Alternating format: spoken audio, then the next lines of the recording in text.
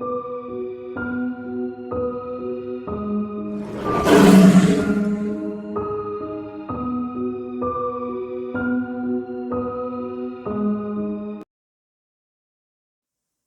unsteadily crept over to my giant slab of door and stick an eye up at the peephole to find the stony features of Gabe Parr staring back at me. Right, drinks at me. Completely forgot.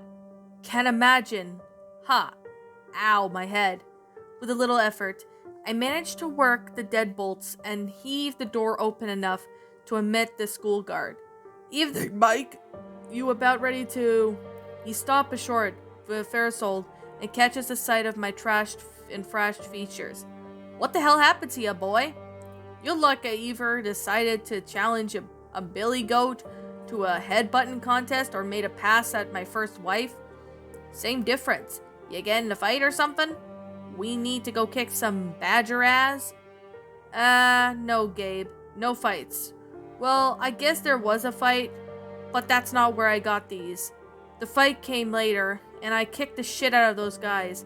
A couple of junkies. Yes, good. But then what in blazes did you did to yourself? That's a pretty nasty gash you got on your noggin there. Yeah, I was running out of the trailish at school when it started to rain. I slipped and took a header into a tree stump. But it's fine. I shouldn't even need stitches. Hurts like hell though. Beer has been helping me with that. Gabe steps farther into the apartment, a single raised eyebrow only sign of disapproval as he sees the helping remains of tonight's binge littering on the ground of my living room. Yeah, I guess you went to get started without me. Sorry, totally slipped out of my mind that we were going out. And that the head injury and all. Pretty sure that I could call off going out for tonight, but if you're more than welcome to hang here for a bit. You want to get a beer? There's more in the fridge. I need another one too. Here, I'll go get them. Nah, hang them on here. Mike, just hang on. I don't want a beer, and you sure don't need any more either. Looks like you're already drank enough for both of us tonight anyway. He then takes my arm, leading me back over towards my easy chair. Why don't you take a seat over here, and I'll go rustle us a pot of coffee quick right now to help you sober up some. Yeah, hot anger flashes red across my eyes. I hate being patronized, but how about screw you instead? What about that, Gabe? I don't want to sober up. It's my house, you piece of... Gabe's grip on my arm suddenly becomes steadily hard and painful. A dull gray steel slides over the normal sparkle of his eyes. Mike, I'm gonna stop you right there. You obviously have been through some stuff tonight, and I am to talk to you a bit here and help you get through that. But I'm not gonna let myself be destructive about it.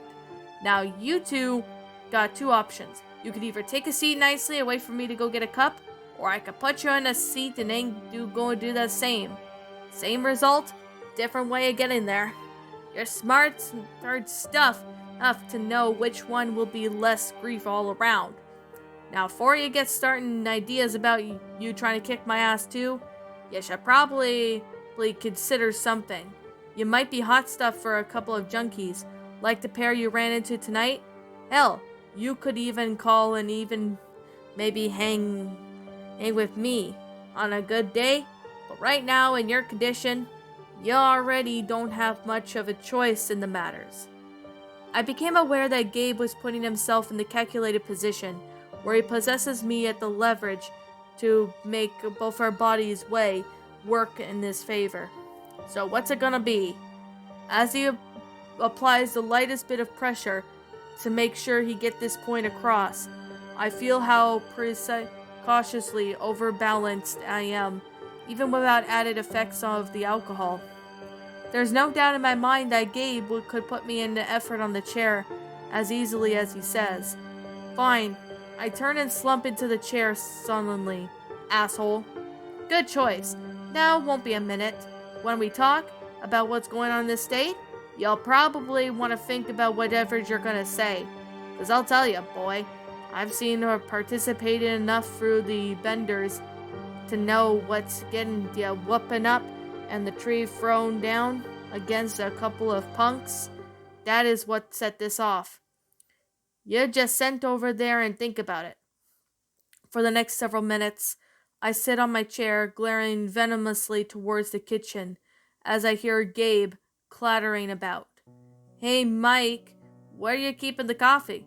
The grounds are on top of the shelf on the fridge. Filters are in the cabinet above the pot, I answer grudgingly. Got it, thanks. Finally, I sigh in inordinately concealed defeat. It's obvious that Gabe isn't going anywhere and that I'm in no position to do anything about it.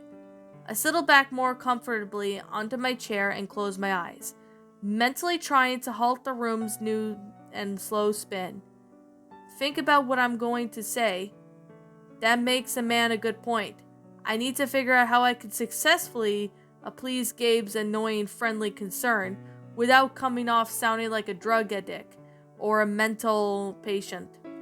Relating the events I was actually remembering occurring them, sure it wasn't going to cut it, I found out the hard way 3 years ago.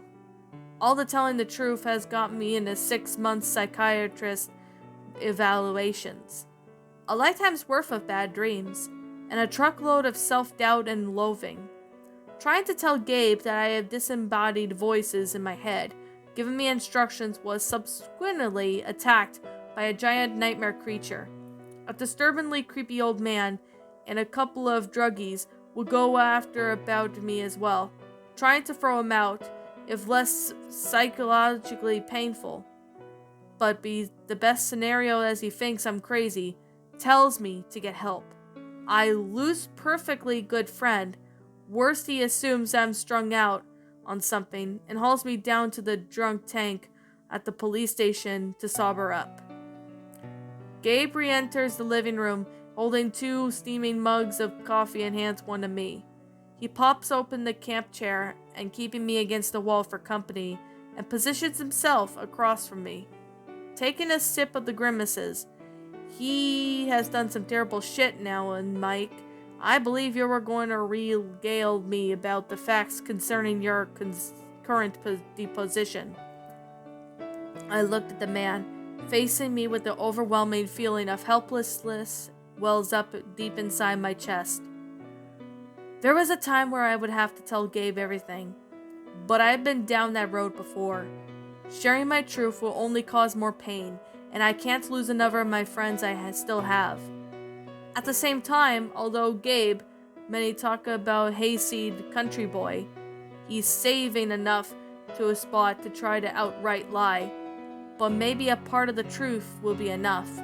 I stare into the mug, cradle in my hands.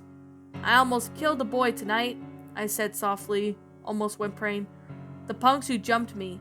They were 16, and if they were a day, I'd almost kill one of them. Hell, I wanted to kill them. Or at least a part of me did. I stopped them easily enough, and had them beaten. But then my gun was to his head, and I thought just for a second, how easy would it be that I could get away with it? But that was then maybe the right thing to do. I looked up, tears in my eyes. What I'm telling Gabe may not be the whole truth, but the emotions are real just in the same time. There's a darkness in me, Gabe in the darkness. I brought back from me. What a shithole in Iraq. At some point, that's going to get out, and it scares the shit out of me knowing what's going to happen when it does. Gabe keeps his gazed face on me, thoughtful look upon his face. Well, you know that problem is, right? He looked at me expectantly. PTSD. You got it? Gabe then takes another sip of the horrible coffee and continues. Shit, Mike. That ain't to be nothing shamed about, hell. Half of the grunts come back in one piece. The surface gets kinda shit rattling up loose up there. And who wouldn't? Not many folks have seen what we've seen or felt what we felt. What gets my attention, could Gabe possibly experience the same horrors as me? And what's that, I asked. He smiles. Why, combat, of course. A very real notion that other human beings is just doing their damnedest to make sure that they don't come out alive. And on the flip side, that you have snuffled out the potential of another person. Everything they could have ever been gone in an instant by your hand. Mike, remember how I told you about Billy dying? Well, there was a part of that story that I kind of sort of held back a little. Don't you be getting it all bent over and out of shape? I didn't know that back then as well, but now I do. He shifts the camp chair, pausing as if to collect his thoughts, before continuing. I found him, Mike. I found him in the snow son of a bitch that killed my boy. Wasn't hard. Went a few places cops were reluctant to go. Spread around cash. A few ass kickings. Those frickin' animals sell out their own fear almost nothing. Eventually I walked the ride to the guy who graciously held me that flop at the house of my boy's killer was holed up in. When I found him, and the little bitch was hiding summoned. But laying there, he was in no position to do anything, to stop what I was about to do to him. Hell, he was so far as gone. Maybe he didn't even know I was there. Had my pistol in his head and probably similar to, how you did tonight. You know what I did? I shook my head. Not a goddamn thing. That bastard killed my boy in my hands, and I couldn't do anything about it, Mike. There were tears swelling up in the old NCO's eyes, a slight terror in his voice. Now I'm gonna tell you something, and you listen to me good. Wanting to kill someone, especially someone evil from mother that'd probably do the same, ain't worse if you give him a chance. That doesn't make you evil. Hell, Mike, well, that makes you human. He wipes the back of his hand across his eye. Billy dying and torn me up for a good long time. I thought that maybe his killer getting the same thing might have been taking a long time to bring back around. But in the end, it wasn't. It's facing up anger, Mike. Facing the rage and the fear. Letting it go bottled up inside only served as to feed it. Gabe said. He gets to his feet. Now I know specifically on what you done to me over there. Don't much really care for it either. Only thing I gotta know, you gotta face it. Admit what happened to yourself, or it'll destroy you. He then moves over to the door and opens it, stopping halfway through. I'm gonna go home, Mike, and I'm gonna leave you here. You're a grown-ass man more capable of deciding whenever you're gonna go down this path. He indicates the pile of bottles, or actually trying to get better. You're a good man, Mike, and I hate to see anything get in the way of that. My friend leaves, and I sit there, staring into the space almost half empty my apartment. For what seems to be like a long time, finally I made a decision. I got up and threw the bolts on the security door and set the alarm. I go to the kitchen and find the trash bag under the sink, and cleared it up the remains of my evening. I throw out the sludge in the pot. Gabe is a man of many talents, but brewing coffee is definitely not either of them. I undress and get into bed, and lay there for a long moments before staring at the ceiling. If only Gabe, if only there was another human being trying to kill me that I was worried about.